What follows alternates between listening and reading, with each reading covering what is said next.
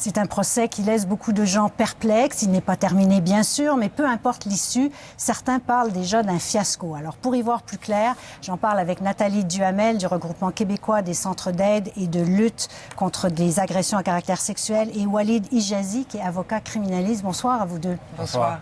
Maître Hijazi, je vais commencer avec vous parce que quand on regarde ce qui se passe, on a le sentiment, à tort ou à raison, que c'est pas le procès de Jeanne Ghomeshi, mais plutôt le procès des plaignantes. Est-ce que c'est habituel dans des procès d'agression sexuelle que les relations des plaignantes soient ainsi contestées?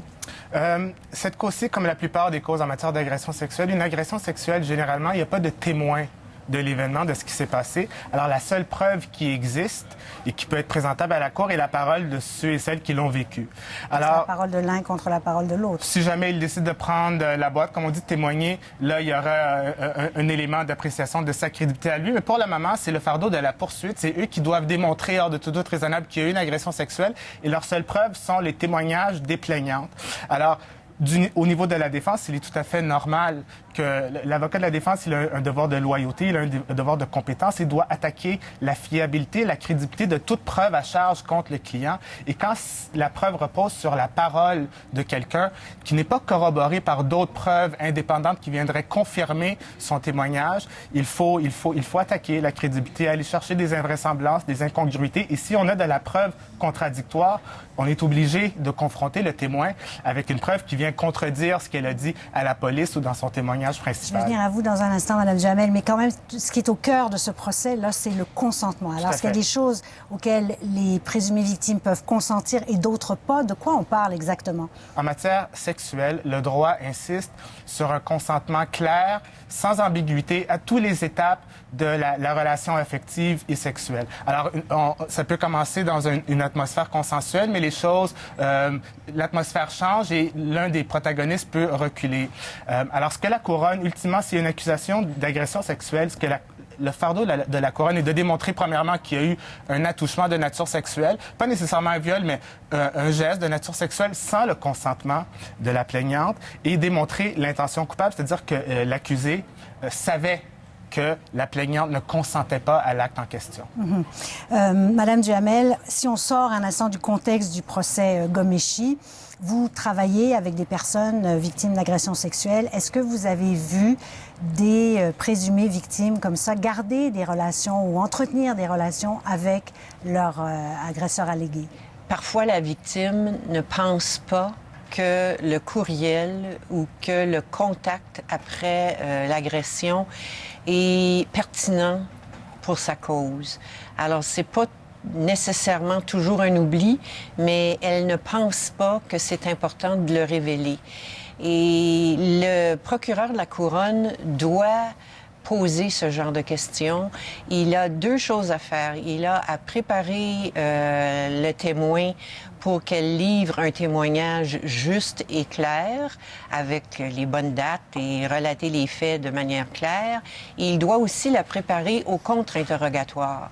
Donc, il doit soulever ce qui pourrait être utilisé comme arme. Mais pourquoi une présumée victime garderait le contact avec son agresseur? Encore une fois, je ne veux pas qu'on parle nécessairement des faits de ce procès-là, mais de façon plus générale, de votre expérience. Ça peut être un attachement émotif, ça peut être pour recontacter, pour comprendre ce qui s'est passé. Et obtenir une conclusion, dans le fond, pour elle, de le recontacter pour savoir exactement ce qui s'est passé, pourquoi ça s'est passé et qu'est-ce qui est arrivé, en fait. Puis, il peut avoir aussi des enjeux d'ordre émotionnel, de l'attachement, de la peine. Donc, c'est pas inhabituel? Non, je dirais pas, mais... je serais pas prête à vous dire que c'est toujours le cas. Que c'est toujours le cas, oui. Donc, Maître Hijazi, le fardeau, est-ce qu'il n'est pas plus lourd dans ce cas-ci, dans ce genre de cas, pour une plaignante? C'est sûr que n'importe quel témoin qui va témoigner à la cour va être assujetti à l'épreuve du contre-interrogatoire qui, par définition, est une épreuve qui est difficile. Alors, c'est sûr que lorsque quelqu'un fait une dénonciation, une plainte et s'offre comme témoin à la cour, ben, c'est une étape obligatoire, nécessaire que de se faire contre-interroger. C'est sûr.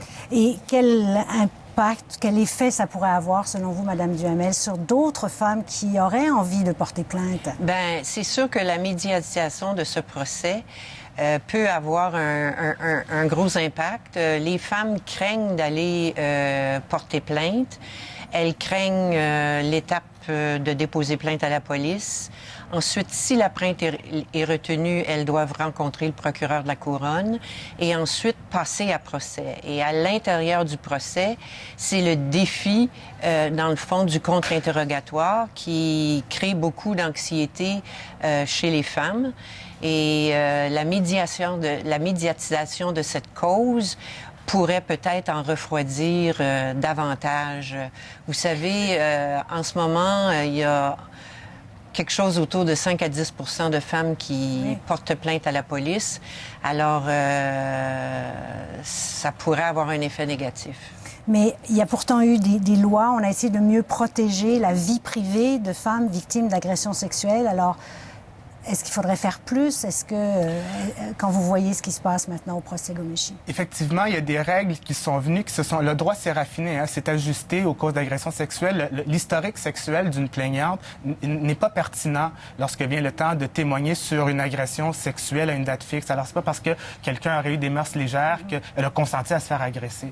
Ceci étant dit, c'est toujours délicat d'ériger en symbole, en cause sociale, un procès. Ce qui se passe au palais de justice, n'est pas un débat de société sur la violence faite aux femmes. C'est le procès de Yann Ghomeshi qui est accusé d'avoir commis une agression sexuelle sur 3 différentes personnes à 3 différentes dates. Et il ne faut pas sortir de ce cadre-là et tirer des généralités d'un procès est toujours un exercice délicat et j'espère que ça ne dissuadera pas des femmes qui ont été victimes de porter plainte et de laisser la justice suivre son cours. Et le fait que Yann Ghomeshi ne témoigne pas à son procès, est-ce que c'est inhabituel, là encore, qu'un présumé agresseur ne témoigne pas? Il a un droit au silence, il n'est pas obligé de témoigner et la force actuelle de la preuve, peut-être qu'elle va tout simplement plaider le doute raisonnable. Madame Duhamel. Il n'est pas forcé de témoigner.